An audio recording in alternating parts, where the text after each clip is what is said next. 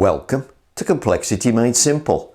My name is Paul Allen, and the subject of today's video newsletter, what we're going to talk about is how to use SPC in a measurement system environment. So I was asked a question on LinkedIn about using SPC for an MSA, which isn't quite what this is about, but there is an application for statistical process control to make sure that your measurement system is being properly calibrated every day. So we're going to have a look at that example in a second. But before I do that, please remember, click on the links below. You can get my books. Make sure you click below and subscribe. That would be very helpful. And also take a look. Click on the link below and get the free DMAIC download. So they're all in the comments below. But let's get on with this, using SPC to get your measurement system calibrated. Now, this is a specific use of SPC in a specific situation. So what we're talking about is daily calibration with a golden sample. Okay, so daily calibration with a golden sample. So there are lots of systems where you go and buy a laboratory confirmed golden sample of some kind, and then every day when you turn your measurement system on, you put the golden sample on. And of course, you know what the result's supposed to be. And if you get any difference between what the golden sample is supposed to be and the result, you make an adjustment. Okay? So that's the example that we're talking about. However, that's a really bad way to run your measurement system. And what you should put in between the test, what you should put in between the test and the adjustment is an SPC chart. Okay, so let's think about the physics of your measurement system before you go any further. So you're going to have a measurement system and it's going to have variability. So we're just going to call this the normal variables. Okay, the normal variables, the things that normally change every time you turn the system on. When you turn the system on again tomorrow, they'll be slightly different again. So obviously you've got normal variables, and then what you've got, of course, the thing that's going to make a difference, you're going to adjust.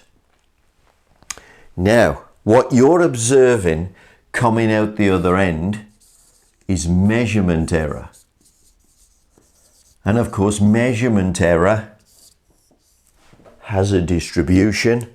What you'd like that distribution to be is as small as possible, because that's going to affect your manufacturing results to the minimum. Okay, so what you're doing is this. There's the normal variability, and then there's the adjustment variability. And what you observe is total measurement error over here. This graph will be these two added together. Now, if you just switch the system on, observe error, and adjust it, you'll make this worse. You'll make this worse. Because every day there's going to be a different result. You know, so you've got a golden sample, I don't know, which is supposed to be 5 units. You switch the unit on, you observe 5.01, so you adjust it. You observe 4.98, so you adjust it. You observe 4.99, so you adjust it. You're putting these two variables together to create a worse situation over here. So what I'm saying is you should implement an SPC chart. So what you should do is this, an individuals chart. individual, moving range. You take your test piece. So obviously, we're aiming for 5 here. You take your test piece, you do no adjustment. And for 30 routines, you simply observe the natural measurement behavior. Let your measurement system communicate with you.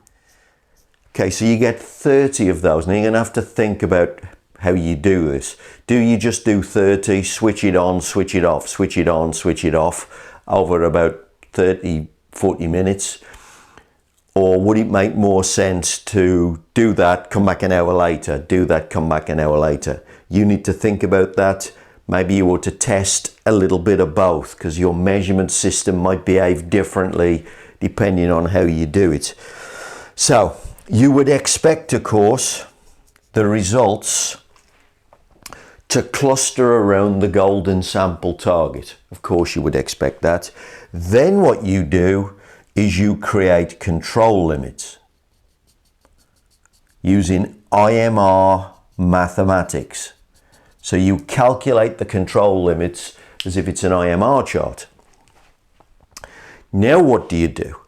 Well, now instead of just going observe the difference, adjust, observe the difference, adjust, you do this.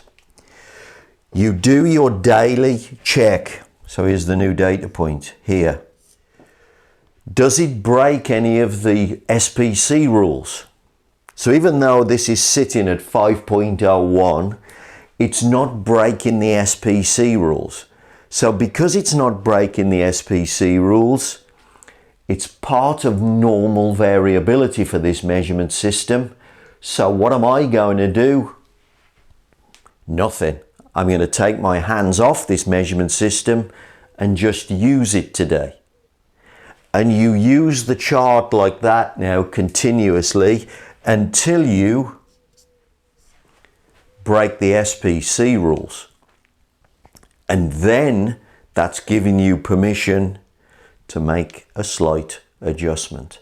But you don't just take the measurement at face value and go, okay, it's not 5. I'll make an adjustment down or I'll make an adjustment up so that it lands on 5. That isn't the way measurement systems work. To be honest, it isn't the way any system works, that it's going to give you a repeatable measurement like that. So you need to be able to understand the difference between normal measurement variability and a special cause. And of course, the special cause needs special action. It needs you to repair the situation, and that's what we're looking for. Now remember what this does. If you put too much variability into your measurement system, what does it do? Well, look, you have a manufacturing process that's producing a distribution. You would like to see that red distribution, but of course you can't, because you have to put it through the measurement process. The measurement process has a distribution. You would like to see the red, but now you've added the blue on, and what you actually observe is the black distribution. And the black distribution is always bigger than what's really there. So you're making your manufacturing process look worse than it really is. Of course, if this thing happens to come into contact with tolerances, you're inflating the defect rate. You'll also be misclassifying parts, so you'll be misclassifying good results as bad results and bad results as good results. So you'll misclassify. So you're making your manufacturing process look much worse than it really is by over-adjusting your measurement system at the daily calibration routine. And that's the use for SPC in a measurement system situation. use this wisely, because I know this seems like the most obvious thing to do, but use this wisely, because if you over adjust even your measurement system, you can over adjust your manufacturing process, you will make your defect rate worse. You can over adjust your measurement system, you'll make your defect rate worse. This is a simple technique to do. To be honest, it probably doesn't slow the process down at all, so it's not going to cost you anything. It's just working smarter, not harder. So use SPC in your calibration routine, get your defect rates down, and of course, make more money.